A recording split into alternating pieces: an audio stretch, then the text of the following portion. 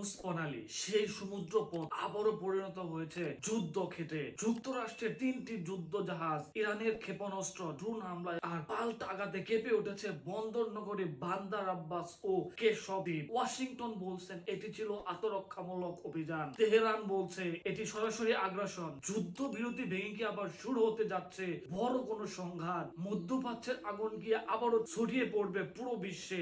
আজ আমরা জানবো আমেরিকার 3 যুদ্ধ জাহাজে হামলা এবং ইরানের বন্দর ও দ্বীপে পাল্টা আঘাতের পুরো নাটকীয় কাহিনী। ঘটনার নতুন বিস্ফোরণ ঘটে যখন যুক্তরাষ্ট্রের 3টি ডেস্ট্রয় ইউএসএস হরমুজ প্রণালী অতিক্রম করছিল।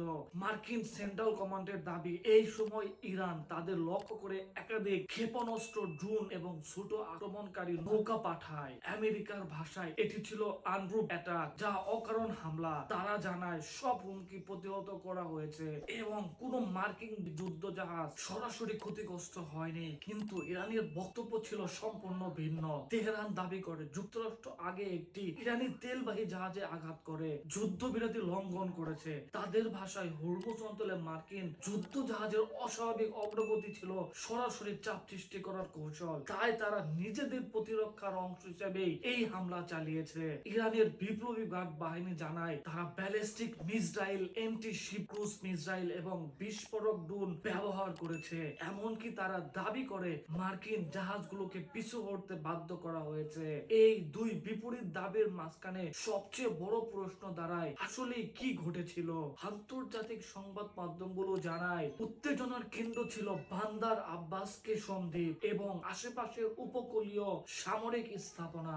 মার্কিন বাহিনীর পাল্টা হামলায় ক্ষেপণাস্ত্র উৎক্ষেপণ কেন্দ্র, drone launch site, command and control point এবং নজরদারি স্থাপনাকে লক্ষ্যবস্তু বানায়। ওয়াশিংটনের বক্তব্য এটি ছিল সীমিত ও আত্মরক্ষামূলক স্ট্রাইক, যার উদ্দেশ্য ছিল ভবিষ্যৎ হামলা ঠেকানো। কিন্তু ইরানি স্থানীয় সূত্রগুলো জানায় বিস্ফোরণের শব্দ শুধু সামরিক স্থাপনাতেই সীমাবদ্ধ ছিল না। কেশম দ্বীপের কিছু বেসামরিক এলাকা, বন্দর সংলগ্ন অঞ্চল এবং বান্দার আব্বাসের আশেপাশেও আতঙ্ক ছড়িয়ে পড়ে। সাধারণ মানুষ রাতভর বিস্ফোরণের শব্দ শুনেছে বলে খবর আসে। ইরান এটিকে শুধু সামরিক হামলা নয়, সার্বভৌমত্বের উপর সরাসরি আঘাত হিসাবে তুলে ধরে। কেশব দ্বীপের গুরুত্ব এখানে বিশাল। এটি পারস্য উপসাগরের সবচেয়ে বড় দ্বীপ এবং হরমুজ নিয়ন্ত্রণের কৌশলগতভাবে অত্যন্ত গুরুত্বপূর্ণ। এখানকার অবস্থান থেকে সমুদ্র চলাচল পর্যবেক্ষণ করা যায় এবং সামরিক ভাবে এটি একটি বড় নজরদারি কেন্দ্র। ফলে এই দ্বীপে আঘাত মানে শুধু একটি ভূখণ্ডে হামলা নয়, এটি ছিল একটি কৌশলগত বার্তা। একই সময়ে বৈশ্বিক বাজারেও আতঙ্ক ছড়িয়ে পড়ে। তেলের দাম দ্রুত বাড়তে শুরু করে। বিনিয়োগকারীরা আশঙ্কা করতে থাকেন যদি হরমুজ পুরোপুরি অচল হয়ে যায় আবার, তবে বিশ্ব জুড়ে জ্বালানি সংকট তৈরি হতে পারে। ইউরোপ, এশিয়া এবং উপসাগরীয় দেশগুলো নতুন করে উদ্বিগ্ন হয়ে পড়তে পারে, কারণ এই সংঘাত শুধু আমেরিকা ও ইরানের নয়, এটি বিশ্ব অর্থনীতির স্থিতিশীলতার সঙ্গেও জড়িয়ে আছে।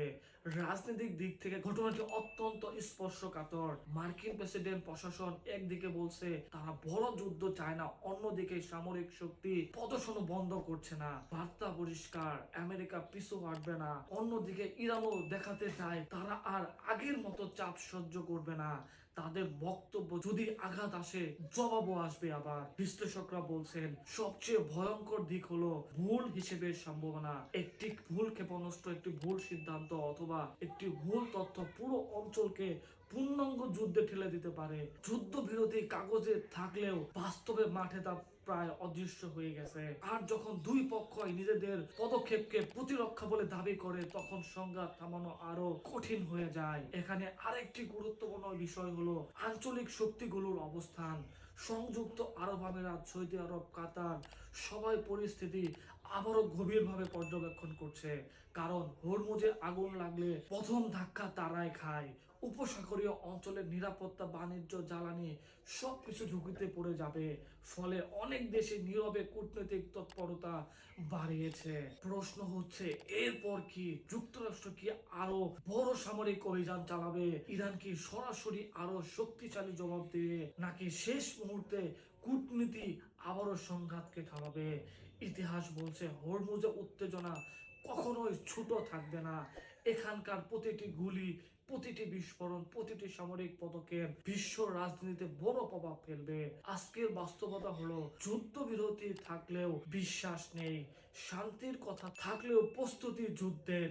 তিনটি মার্কিন যুদ্ধ জাহাজকে ঘিরে শুরু হওয়া এই সংঘাত এখন শুধু নৌবাহিনীর লড়াই নয়, এটি শক্তি প্রদর্শন, কৌশলগত আধিপত্য এবং ভবিষ্যৎ মধ্যপ্রাচ্যের মানচিত্র নির্ধারণের লড়াই। শেষ পর্যন্ত সবচেয়ে বড় সত্যটি হয়তো এটাই, যখন হরমুজে আগুন জ্বলে তখন শুধু উপসাগর নয়, পুরো পৃথিবী তার তাপ অনুভব করে।